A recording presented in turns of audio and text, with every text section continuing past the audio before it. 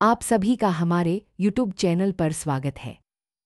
वासना की तृप्ति महाभारत का एक पौराणिक कथानक है। अमरावती में चंद्रवंश में राजा नहुष हुआ करते थे। राजा नहुष के 6 पुत्र याति, ययाति, सयाति, अयाति, वियाति और कृति थे। याति प्रारंभ से ही विरक्त स्वभाव के थे। अत महाराज नहुष ने अपने द्वितीय पुत्र ययाति को उत्तराधिकारी घोषित कर राजगद्दी पर बिठा दिया। तदुपरांत राजा ययाति का विवाह असुरों के गुरु शुक्राचार्य की पुत्री देवयानी से हुआ। देवयानी के साथ उसकी सखी शर्मिष्ठा दासी के रूप में आई। शर्मिष्ठा भी राजभवन में रहकर देवयानी और महाराज की सेवा करने लगी। आगे चलकर राजा ययाति शर्मिष्ठा की सुंदरता पर मोहित हो गए।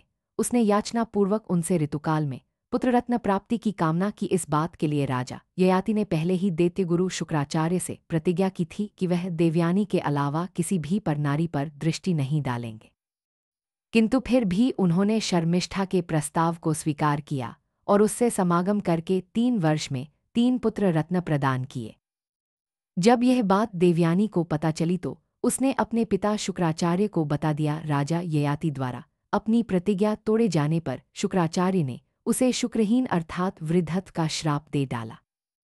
अब महाराज की सारी शक्तियां क्षीण हो चुकी थी। देवयानी से 2 पुत्र और शर्मिष्ठा से 3 पुत्र होने के बाद भी महाराज की वासना जो की त्यों बनी हुई थी। अपने यौवन के छीन जाने से राजा ययाति बड़ी ही पीड़ा और काम पिपासा के दौर से गुजर रहे थे। वासना ने उनके मन पर इस तरह डेरा जमा रखा था कि उन्हें राजकाज भी नहीं सूझ रहा था, लेकिन श्राप के कारण वृद्ध बने ये।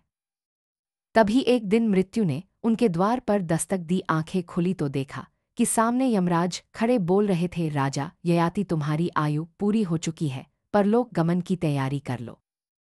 यह सुनकर ययाति बौखला उठा, उसे कुछ न सूझा। वह यम से जीवन की याचना करने लगा, अनुनय विनय करने लगा। ययाति बोला, है यम, आप जानते हैं मेरी श्राप के कारण यह दशा हुई है, कृपा कर मुझे जीवन दान दे, अभी मेरी सारी इच्छाएं अधूरी है।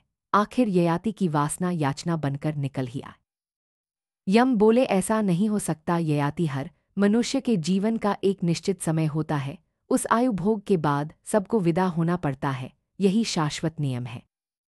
ययाति गिड़गिड़ाकर बोला, है प्रभो, सभी पृथ्वीवासियों की मृत्यु आपके अधीन है, आप काल के भी महाकाल कहे जाते हैं, यदि आप कृपा करें तो मेरा जीवन संभव है। राजा के बहुत अनुनय विनय करने पर यमराज मान गए। उन्होंने ययाति के सामने एक प्रस्ताव रखा कि हे राजन, एक उपाय है, यदि तुम्हारे पुत्रों में से कोई पुत्र तुम्हें अपना यौवन प्रदान करे तो तुम सुखपूर्वक जीवित रहकर अपनी अधूरी इच्छाएं पूरी कर सकते हो।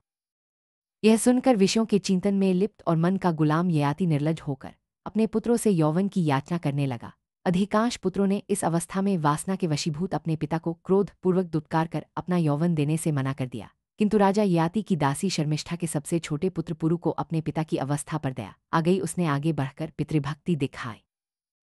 पुरु के त्याग को देखकर यमराज को आश्चर्य हुआ। उन्होंने इसका कारण पूछा तो पुरु बोला, सांसारिक भोगों की आसक्ति ठीक नहीं, क्योंकि मैं अपने पिता की दशा देख सकता हूँ और यह दशा कल मेरी भी हो सकती है। पुरु की दूरदर्शिता को देख यम ने उसे जीवन मुक्ति का आशीर्वाद दिया और ययाति को 100 वर्ष की आयु प्रदान की।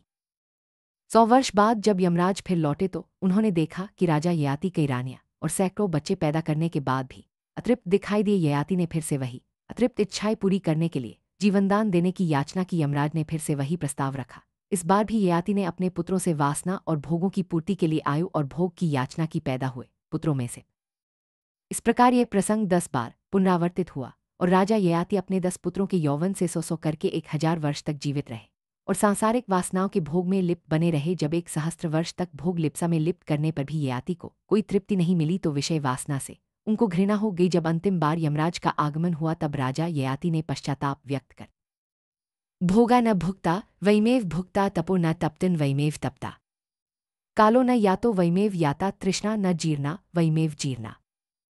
अर्थात भोगों को हमने नहीं भोगा बल्कि भोगों ने हमें भोग लिया है। हमने तप नहीं किया बल्कि हम स्वयं ही तप्त हो गए हैं। काल समाप्त नहीं हुआ बल्कि हम ही समाप्त हो गए हैं और तृष्णा कभी जीर्ण नहीं हुई बल्कि हम ही जीर्ण हो गए हैं। हे देव, भोग और वासनाओं के कुचक्र में फंसकर मैंने अपना अमूल्य जीवन व्यर्थ ही बर्बाद किया है। इस तरह अपनी बची हुई आयु अपने पुत्र पुरु को लौटाकर वह वन में तपस्या करने चला गया। आप सभी का दिन शुभ